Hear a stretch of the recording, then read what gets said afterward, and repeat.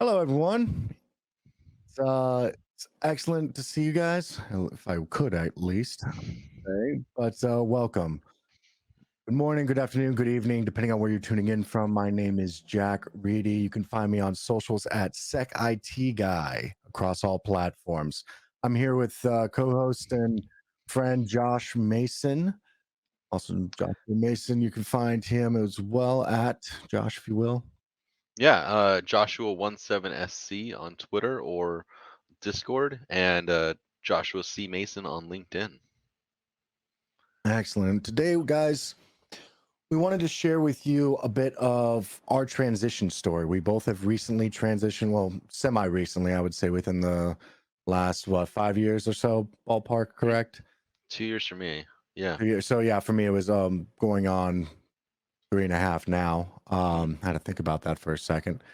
And with Right. that, we both came from different pathways. I came from enlisted, he came from being an officer as well. Mm. Um, I started off knowing exactly what I wanted to do, using the military as a way to train, so that way I was prepared to re-enter the workforce. Hmm. Josh got a little mixed up in there, so really just wanted to give you guys an introduction about our background a little bit. Talk about some of the difficulties that we faced, and then some of the things that we found that helped, and some tried and true methods of where you can find value, what is valuable for your transition to move into a cybersecurity career, as well as some points to utilize for training, opportunities, and try and cover this fairly quickly. As we said, we are both available and totally open for offline conversations at any point, given the socials. Just you can DM us, hit us up, tweet us, whatever. We'll get in touch. We'll set up something, and we'll make sure that nobody's left behind on this. Okay. Yep. So I'm going to pass over to Josh to introduce himself a little bit and make sure that we're covering down on a bit of our background. Yeah. So since we've got an understanding community here, veterans among veterans, um, I was in high school during 9/11, and that shaped everything in the last 20 years, really, for me. Decided I wanted to help people and be part of that. Someone told me I could fly planes and be a pilot if I went to the Air Force Academy and didn't suck at life. So I tried to not suck at life. I went to the Air Force Academy, took a second try to get there. Um, Met my wife there, graduated. We both became pilots and flew the C-130 Hercules and Super Hercules for about 6 years. Then some life events changed, and my wife got medically retired. I got out, or she got out, and I looked for a position that would be a little different. Being a pilot, you're not home. The whole purpose of flying planes is to go places that you're not going to drive, and usually that means you're away. That wasn't really working for us. We had a newborn, and my wife was going through some stuff that led to her medical retirement. And so I sought a new career field and ended up in cyber warfare. Went to school at Keesler, went to Hurlburt Field, and helped run the first Special Operations Communications Squadron at Hurlburt Field, providing personnel and infrastructure for Air Force Special Operations Command. From there, went over and taught at the Special Operations School, Introduction to Special Operations, Soft Air Command and Control, and was the cyber SME for the whole school.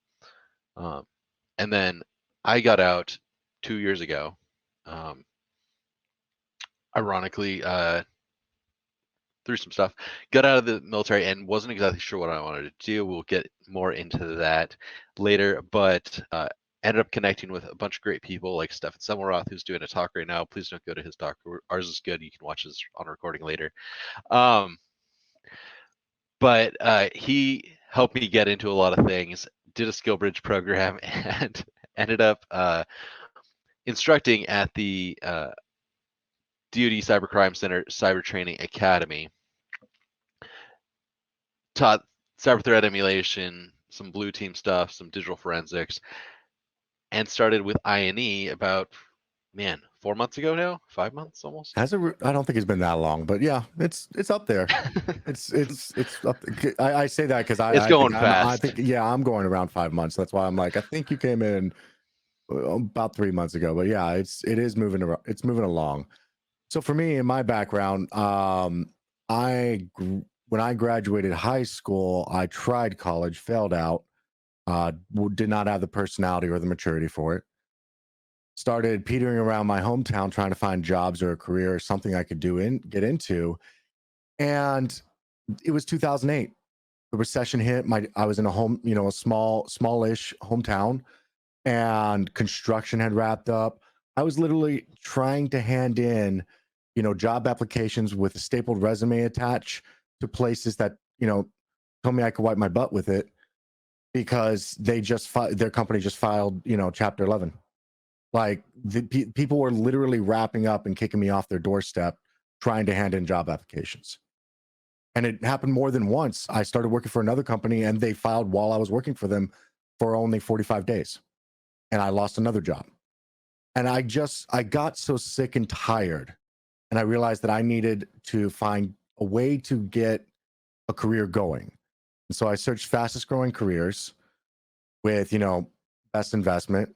And computers was among them. I had no idea about anything about computers. And I needed to get into something that would help me train. Somebody told me, maybe I should take a look at the military because I was fit back then. I enjoyed working out, and I put my hands on computers a lot. The other jobs that were available were all in healthcare. They were, being a lawyer, and all of it required a lot of schooling that I just couldn't afford and I couldn't do because I just didn't have the aptitude for it at the time. I made the mistake of walking into the career center not understanding what the different branches are. So when I tried the Air Force and their door was locked, I went to the Marines next door and said, "When's your buddy going to be back?" He said, "Oh, he's not my buddy, but what are you trying to do?" I said, "Well, I want to get into computers." He's like, "We got computers. Let me tell you what the difference of the branches are." And I became a Marine. I really wish that it was a much more poetic story, but that's the God's honest truth. And obviously, I knew that there were two wars going on when I signed up, and I was very naive in it. And I said, "What do grunts need with computers on the front lines?" Fast forward about 14 months, and I was in Afghanistan with Bravo Company of 1st Battalion, 8th Marines near the front lines, working on computers, and I found out very quickly what they needed them for. Um, and I spent 4 years with 1st Battalion, 8th Marines, and I bounced around to a couple companies. I also did a couple duties, not just comm, definitely some guard duty and company click for a little while too. I know. But point being is I learned a lot about leadership while I was in the infantry. Then I decided to make a career change myself. So I went from doing IT over to cybersecurity. And in cybersecurity, which is information assurance technician back then, the job doesn't even exist anymore in the Marines. They've recently transitioned over to a new MOS code and path and career path, but they were standing up what is still existing called cyber protection teams. So I got based out of Quantico. I started working for McNosk at the time, while they were trying to figure out how to stand up these teams. I helped them. I'm a plank holder on 650 and 652 underneath MAR Force Cyber, Marine Forces Cyber Command underneath US Cyber Command. And my experience drastically shifted. So I went from being an IT individual to I was incident response for about a year-ish so on, the actual Marine Corps Security Operations Center. And then I quickly shifted into the cyber protection teams, which if you're unfamiliar with those, they are, point place mission sets that usually only take a couple weeks. And we go and either evaluate or test or some form of specialty cyber operations from a third party perspective outside of the normal RMF standards and everything else you'll find in the DoD. Having said that, I knew I was transitioning out. I had intended coming in to get a good leg up in the career field.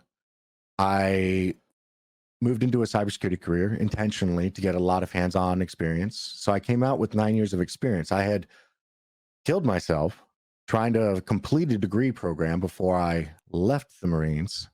And I'll start transitioning here to talk about my transition and the difficulties that we faced there. So one of the things that I faced was because I was getting out of the Marine Corps, and I knew I was getting out of the Marine Corps, and I was deathly afraid of being back where I was in 2008 without a job and a capability and a capacity to care for my family and provide. I worked myself to the bone that last year before I left. And I I hinged a lot on getting a career.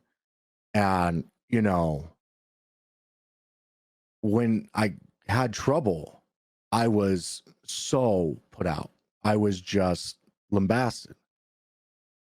And it was through LinkedIn and a series of lucky coincidences that I finally did land a job. But even when I did land a job, I had a secondary issue. I had worked so hard to get out. I had prepared myself so hard to get out. And I realized all of a sudden that it is a marathon and not a sprint. So just like when we PT, I had taken the first mile at a full-on trot, just galloping. Come to find out that we're running 6, and I'm exhausted. And I had to stop. My wife had to take over a lot of the stuff that I was doing for the household, and I basically just existed at work. I wasn't a superstar anymore, and I luckily I had people that I can talk to help me through that time.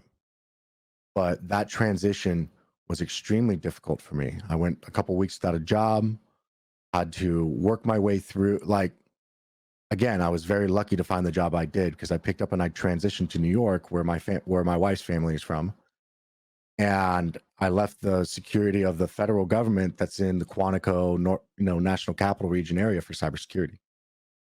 Having left that bubble, gone to a brand new regionality where nobody knew me, and you were still working in office.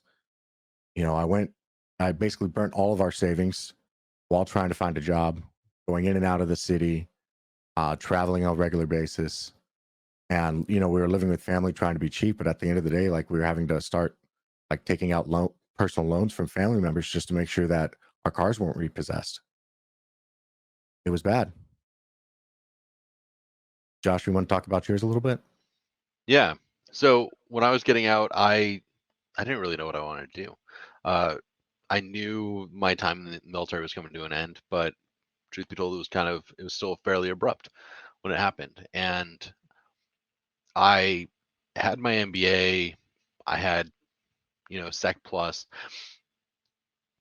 but I really didn't know what I wanted to do. I had done some like web development. My wife had gotten into web dev stuff, and I started putting all my eggs into like the PMP, like project management basket, because an officer in the military can be a project manager. That's what everyone tells you. Um, I don't like project management, so I wasn't loving it. I jumped into a skill bridge because I got into the Operation Code Slack. It's very much like VetSec with a um, kind of more diverse group. It's not just security. And at the time, that's where my wife had learned a lot of her dev stuff and gotten into the field. I connected with some people who got me into a SkillBridge internship with 6gen, who was a cybersecurity pen testing company. Learned a lot, got to try out and see a whole bunch of parts of the field. I did a lot of project management for them. I was like, I know security and I know project management. Let's see if I can work that angle. Ironically, it was my time as an instructor that really worked for me. I had put in 150 applications before I stopped counting between July of 2019 and November of 2019. And I was so tired and so like upset that like I couldn't get these entry level jobs. I had an MPA. I had been a pilot. I was a captain in the Air Force. Like, I was really expecting this not to be as terrible as it was. And I got like 2 callbacks. And I wasn't marketing myself well. Worked with Stefan and a few others. Finally started connecting with people, not just in that Operation Code community, but grew it out into LinkedIn and VetSec and a few others to really connect with people and really get into things. Made a connection on LinkedIn, and that's how I ended up landing my job. Is a project that I was working on with 6gen, had come from another company. I reached out to a Annapolis grad who was a few years old before us, quite a few years before us. He had just become the VP of government contracts with education for Jacobs, and they had won a contract. And I said, "Hey, congrats! Saw what your team had done on this other project that 6gen was updating for a different client, but had previous stuff made by them. It was like 4 lines, like, "Hey, congrats, saw your stuff. It was great. Oh, awesome. 6th Gen's doing good stuff. I'm getting out of the military. My internship's gonna end. If you ever need any help, let me know. Awesome. Can you send me a resume?" Sent him the resume. Didn't really expect anything. A couple days later, got a call from the recruiter to set up an interview for the next day. And I wasn't expecting it. I was really scared. I was about to take a job for like 20 grand, entry level, just writing out some Python code. And I didn't know where to go. That like opened my eyes up. And since then, I've learned so much and began sharing it with others, which is actually the reason I ended up connecting with Jack and Neil, is in joining that community of sharing and helping people, found Yeah. others that are doing the same thing.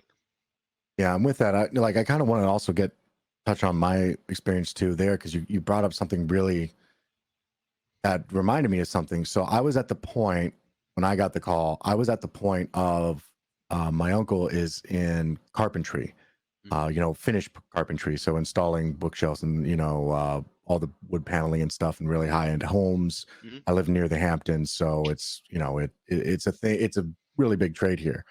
But he'll redo a house from foundation all the way up and come and do the professional part. I was asking him for, hey, can you give me some hours next week? What do I need to have? Yep. Like I was at that point where I'm like, I'm definitely not as good as you. You have 20 years of experience in this, but I can move wood. I can do that.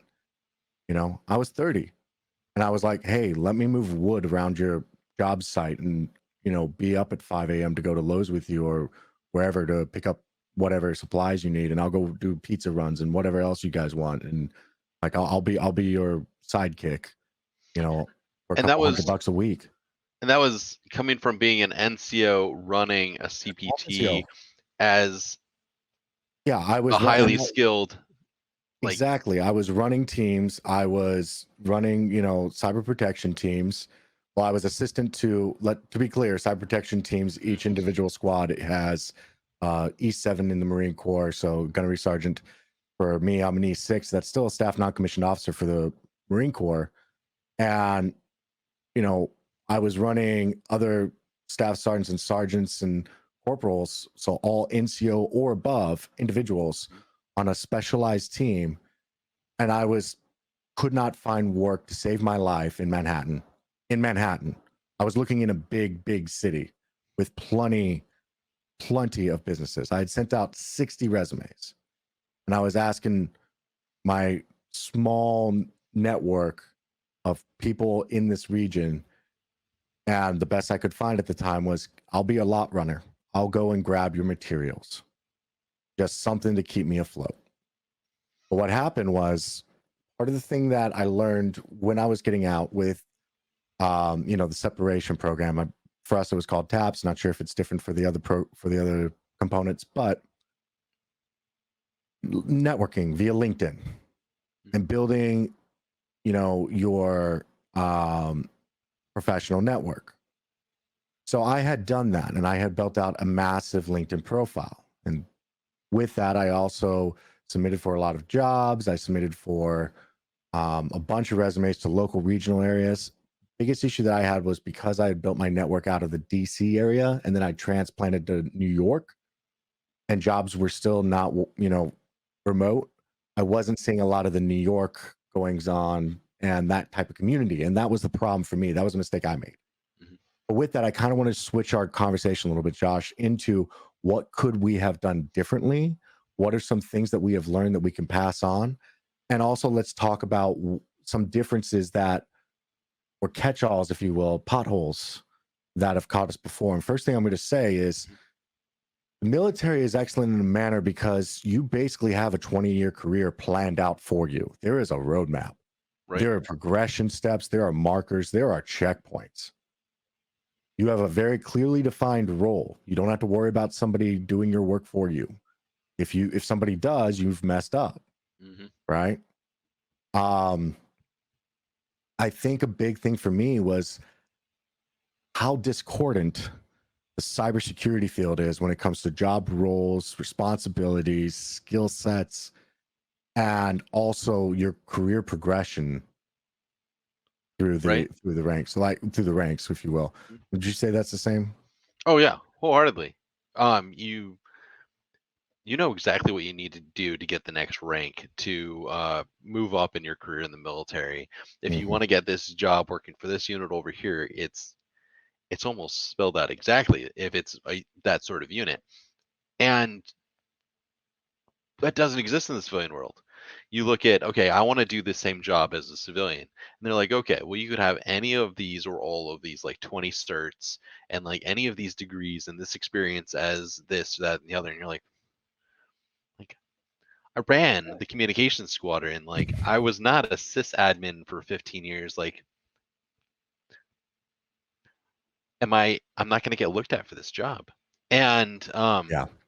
even as like one of the leaders at like 10 years as a staff or senior NCO, depending on your branch, like you're an expert in what you've been doing. But if you try to go to the civilian world, all of a sudden they're like, oh, you've only been doing this for 10 years? They're like, that's a lot It's in the and I think military. that's you're actually talking about two things there that are really Right. important. I think one half of it is we're used to binary requirements Hmm. in the military. We're used to, if they list experiences, like that is bare board, that is bare minimum. Hmm. So when you see job applications and job recommendations that says requirements, we take that as, Hmm. stone tablet requirements. And that's not the case. Not at all the case. I would be okay with you had 60% of the requirements. I'd still be okay with you applying Hmm. because the need is there right now. The other thing I think that you touched on a little bit there was, it is difficult whenever you're coming out with this experience for the translation. And I think that we also have this weird version of experience where civilian experience versus military experience is very different because in the military, you wear so many differentiating hats. Hmm. You have a lot of responsibility thrusted upon you very early on. For example, when I was an E3, a Lance Corporal, I was in charge of about $1.8 million worth of equipment in Afghanistan. Hmm. Like that comm gear was mine. Don't get me wrong, my officer signed off on it. My captain Sure. of the company signed off on it. But at the end of the day, he didn't know how to hook up the Cisco routers or the switches or the power over Ethernet to make a Whipple work. I did. You were And it. if the stuff broke, I was Hmm. telling him what it was that was broken. Hmm. Right. So I was ultimately responsible for, a couple, because I had multiple Whipples, I had multiple pieces of equipment and, Hmm. tack lanes, plus everything's expensive because jump dynamics is a thing that exists. Um, Point being is I was what, 22 Hmm. maybe. Who can write at 22, 21 years old 7 figures of responsibility down on a resume? And you try to walk out 10 years after the fact, 9 years later, and civilians are like, oh, that's it. Nah. So It's it's one of those transitions where you have to really communicate and get people that are working in the field that have veteran experience to help you communicate what you really did in hmm a meaningful way. that's huge. It's huge. So Uh, Tom mentioned it. We've mentioned it. There can be these job postings that have tons and tons of requirements and certifications, training, experience on different tools and in different areas. What are people supposed to do? Like, if you're transitioning, should you go out and get a whole computer science or cybersecurity degree and do all the courses by these people and those people and pay, spend your whole GI Bill on it? Well, so veterans do have one up when it comes to college and the fact that, GI Bill, post 9/11. So they have a funding opportunity that's not going to completely set them back. However, I will say to them and everyone else that I talk to that it is not necessary to get a degree from a university to get into this job field. Can it help? A little. It can help here, it can help there, Hmm. but hiring Is it a managers, golden key? It is not a golden key anymore. That's what I'm trying to say. It's not a golden key anymore. Hiring managers are past the point of just because you have a university degree means you meet a level of acceptance for this job. Mm-hmm. Combining university degree with certifications a little better, but at the same time, there's some experience in there. I would personally prefer to see hands-on experience. If you are going the university route, I would prefer to see hands-on experience before certifications. Because university in and of itself technically is a 4-year certification. Right. It's another form of accreditation. Plus other certifications. Okay, so you got other certifications too, but all I'm seeing is just a laundry list of certifications. Mm-hmm. Yeah, I agree. I think certifications and diplomas are a point in time confirmation of your skills and your knowledge Mm-hmm. that were required to get those things, to get that piece of paper. And does that mean that you're qualified to do a job? I'm not going to say necessarily that. I think the other issue too is that everything you do comes with some learning points to it and some form of experience that is hands-on, leading people, leading teams, managing time. Step one of being a Marine, when we had, PFC, E2s, E3s, PFCs, Lance Corporals, boot drop, when I was in the infantry and I was in charge of these guys, step one, week one, what we were working on, being where you're supposed to be, with what you're supposed to have, wearing the uniform you're supposed to have.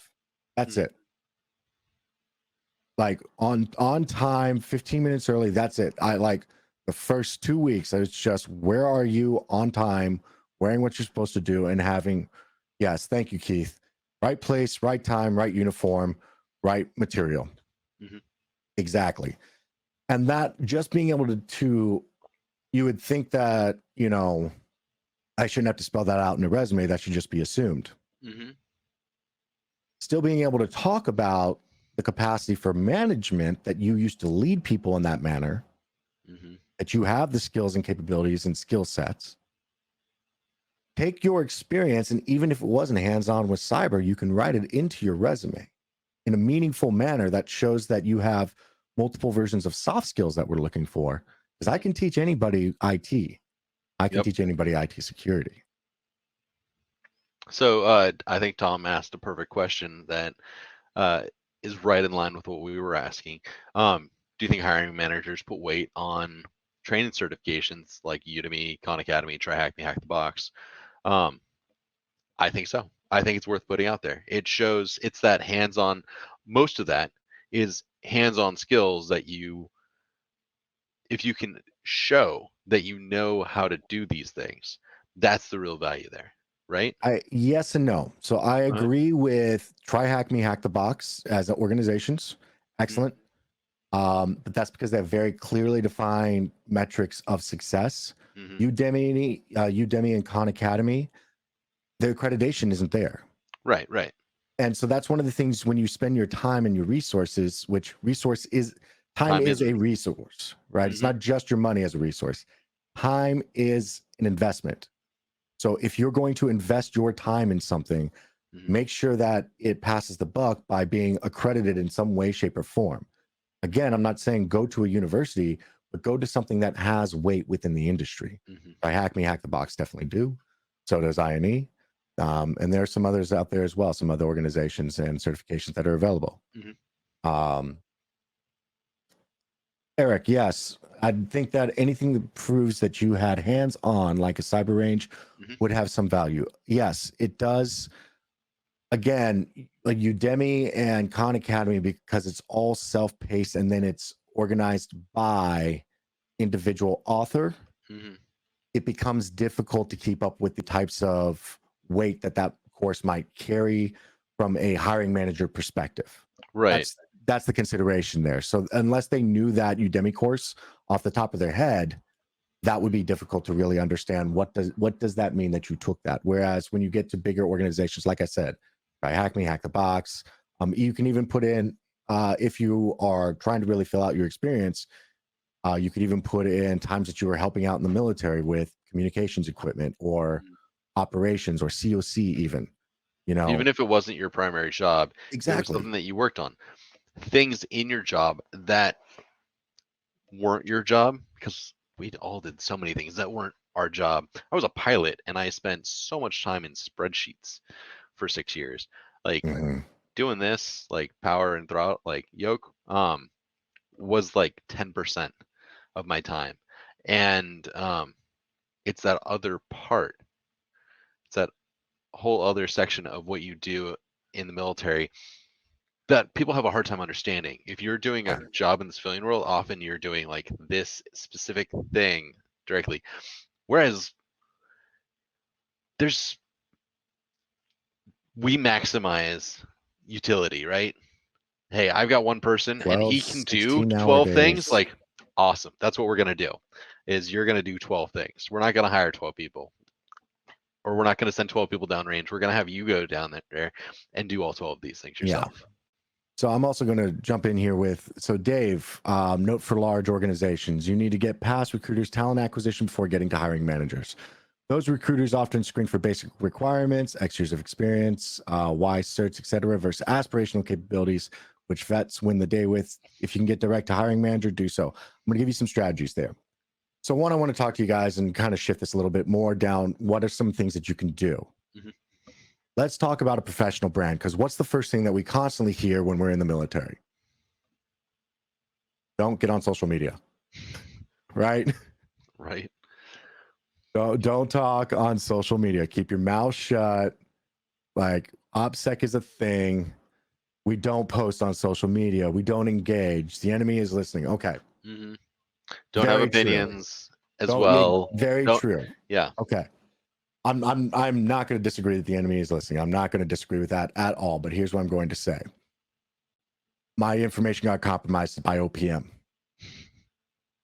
Okay. They've, like, the enemy's got my information. It happened. It is a thing that existed. Same with my wife's information. It's gone. So what does it matter? So what you do to help, though, protect yourself, because it is a reasonable level of protection that you want to maintain, not to dox yourself, but that's really anybody nowadays, is you create a professional brand, a professional brand. This is who I am as a professional. And you utilize LinkedIn, and you can utilize multiple different platforms. Twitter is good because it does kind of, as long as you're careful and you don't subscribe to toxic cultures or, you know, get content wrapped up in producers. drama that might Exactly. exist. It's good for passing news, passing information related. If you're doing any form of public appearance or engagement with a group that might be following you, it's good for that type of stuff. Getting the pulse But of the community. start with a LinkedIn and build what your professional persona is. There are multiple classes on this. I'm pretty sure they go over it on TAPS as well, but it is just a very slim screenshot of who you are as a professional. A little bit of your working history, some of your experiences that are there, a working resume, if you will.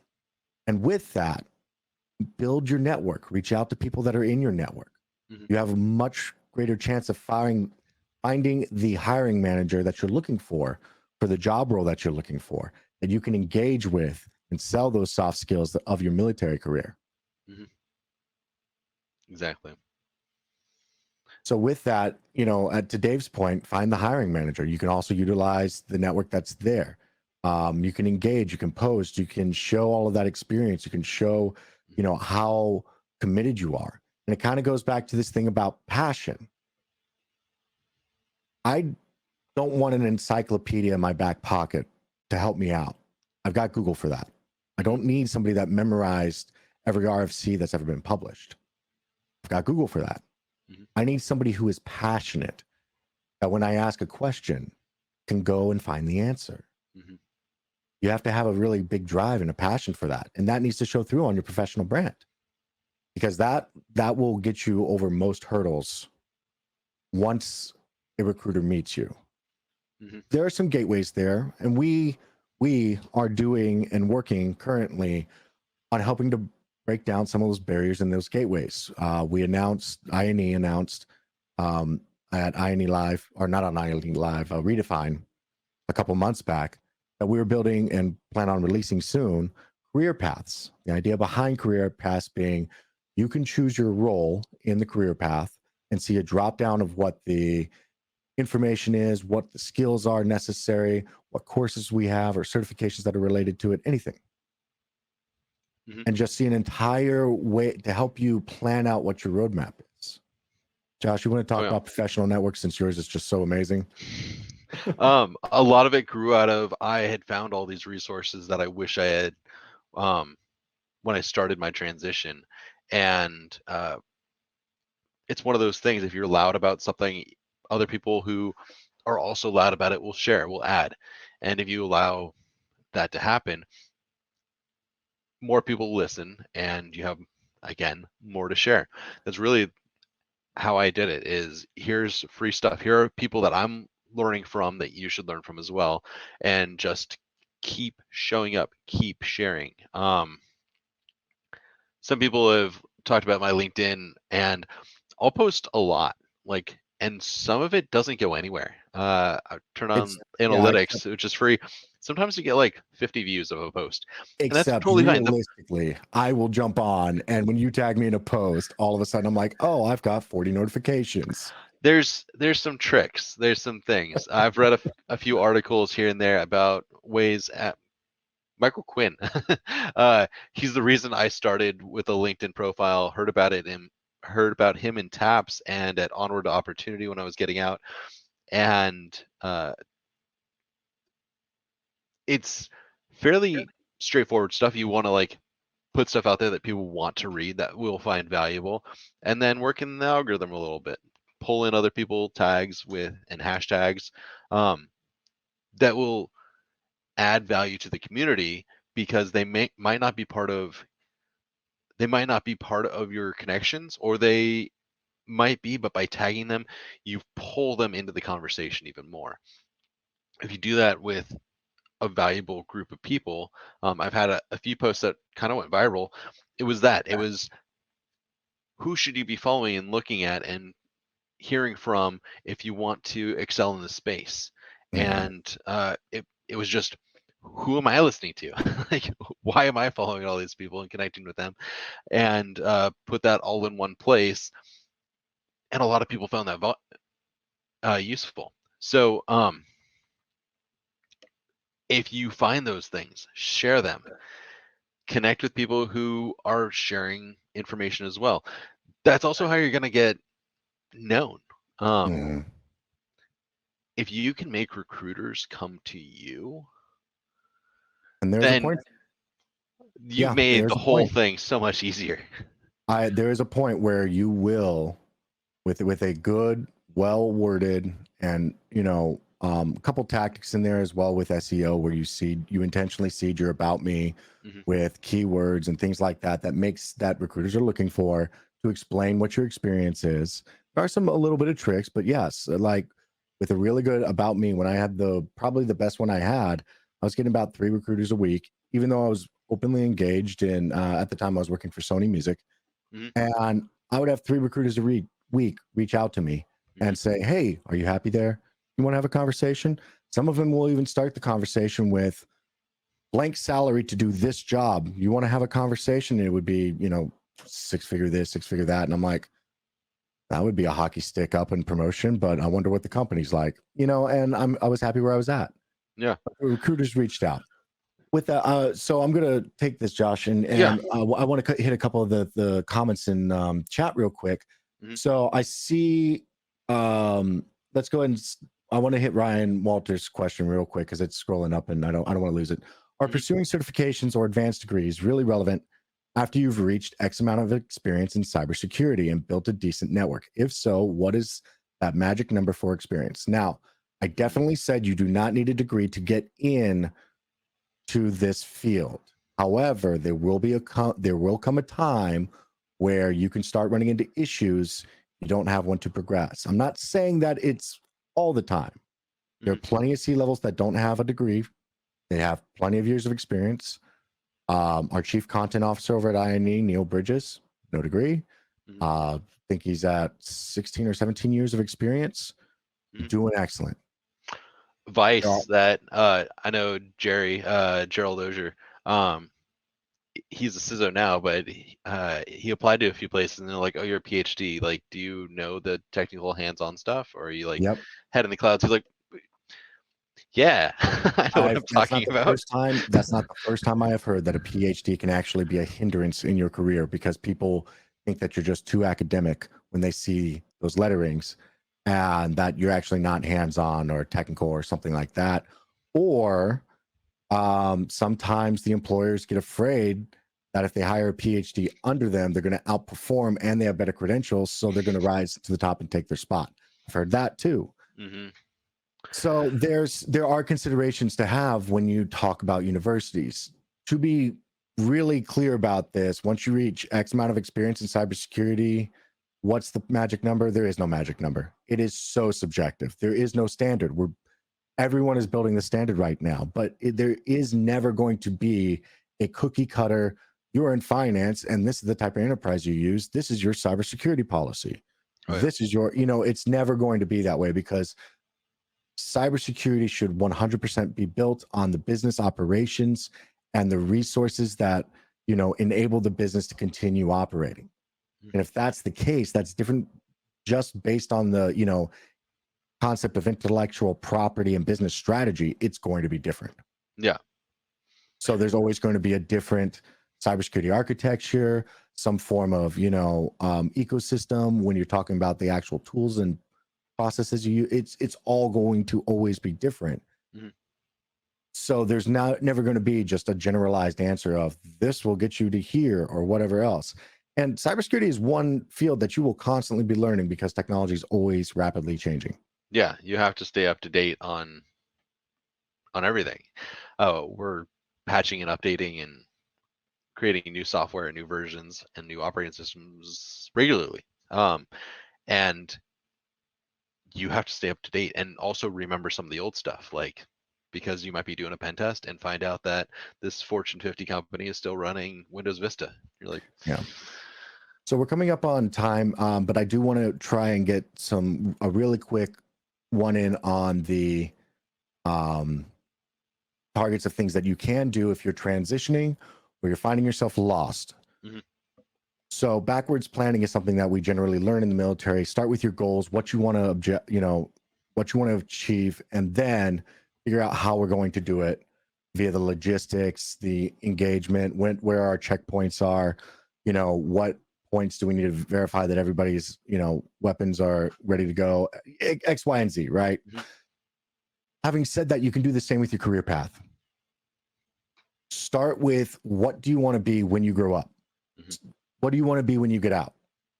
Keep in mind that it doesn't always require a security clearance. You don't always have to be in the regionality of, the northern capital region. There are other job offers out there. There are other things. So don't consider just those to be a limit. Don't also limit yourself to only federal work either. Mhm. Just think about what it is that makes you happy, and that's what you want to be when you grow up working in the cyber field. We have generally referred to 3 different types of career mindsets. So you have attackers, defenders, and builders or engineers, if you will. So you either want to, engineer something, build it. It can be information security related, or it can just be IT. Mhm. You want to be a penetration tester or an attacker. Deal with, what are the tactics, techniques, and procedures of, red teams or the blue teams or the defenders, incident responders, and then some combination. I go into a lot more of it when I do the talks for INE. Come see me sometime. I also talk about it on my own channel when I go live on Friday nights. Mhm. Point being, utilize the free resources that you have available to you and try things out. Yeah. Try the pen testing labs that are available. We have them over. We have PTS, penetration testing student, available on INE. That's absolutely free to you. You also have things like, if you enjoy Blue Team, Boss of the Sock, which is put on by Splunk every year, completely free. And you get to pretend, basically act like an instant responder in a very large enterprise situation.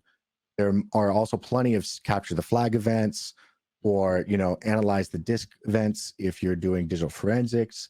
even if you want to engineer stuff, you can start with coding challenges. If you want to do software application or DevSecOps, you can do different forms of networking, do the Cisco challenges. Grab Wireshark. Grab Wireshark and start tearing apart network packets. That'll tell you if you want to be an engineer, because you do that a lot. Oh yeah. But yeah, the blue side, there's like Blue Team Labs Online, Cyber Defenders, Rangeforce, all have plenty of free content to get you started, just to test it, to figure out if you like it. If you aren't there and you're thinking about doing the stuff, yeah. So with that, don't know what happened with Josh there, but at least it's not coming through on my side. With that, one of the things that I would also recommend is do the free stuff first. Find out what you want to do. Okay.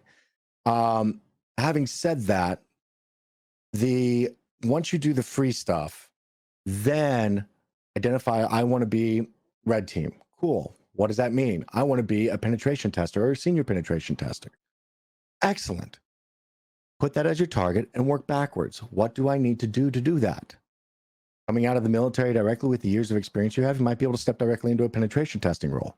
You might need to go over to a blue team role for a little bit to get, an understanding of civilian enterprise networks. And then you step into a red team role. You can cross paths at any time in your career. It's fine. Point being is, before you spend a dime, make sure you have the free options available. Make sure you find out what you want to do, make a plan, make a path, and then follow through with it. And with that, I also want to talk, because as veterans, we also get a lot of free access to certifications, access to, trainings that might not be available for everybody. And with that, the access and the trainings, what I made a mistake of doing is trying to do all of them. Give me a certification, give me, experience, give me a class cert, and that will get me a job. Time is valuable. Your time is valuable. Make sure that you have a good return on your investment when it comes to your time. And with that, take your classes and your certifications that are free and available to you as a veteran, and make sure they fall in line with the roadmap that you create for yourself with your career. And all of this goes towards building your professional brand, because one day when I want to grow up, want to be a cybersecurity architect. I want to help the CISO, but I don't want to be the CISO because I don't enjoy dealing with all the business processes. I'm just saying this as an example. But if I want to be a cybersecurity architect, I know what my roadmap says all the way back in my career progression for the next 10 years. And again, you don't have to go that far out. Maybe you just look at the next 3 years. I want to be a red team tester. I want to act like a hacker. Cool. Just make sure you plan it out, take good steps, and make sure that you get good return on your time investment. Josh is back to help wrap us up, guys. It has been wonderful. Thank you so much for lending me your time and your ears. I hope I was value added. I really do appreciate the opportunity to continue to speak like this. As I said, my name is Jack Reedy. I am Sec IT guy across all socials. And I also do a stream called Tipsy Cyber via the Cyber and Security channel on Friday nights on YouTube. Tonight being the exception because Halloween's a thing. Josh? Joshua17 on almost all platforms. Also very active on LinkedIn. If you want to know some more free resources, hit me up in the VetSec Slack as well, or on any of those locations. If you're not a veteran, you're not in VetSec, then LinkedIn is an easy place to find me. Not a ton of Joshua Masons out there. And yeah, I think that's it. Really, sorry, the power got knocked out, so I'm kind of like. He was scrambling a little bit. It's okay. It's all right, Josh. No worries. You, I bet you're a great pilot. Anyway, guys, I really do appreciate your time, and this has been great. I believe it is being recorded, so we that also goes for anybody that is watching this as a recording. Please feel free to reach out to us. Just give us a reminder that you're from the VetSec, so we know what where you're coming from and what we can address and help address. So, thank you, everyone. Have a great day.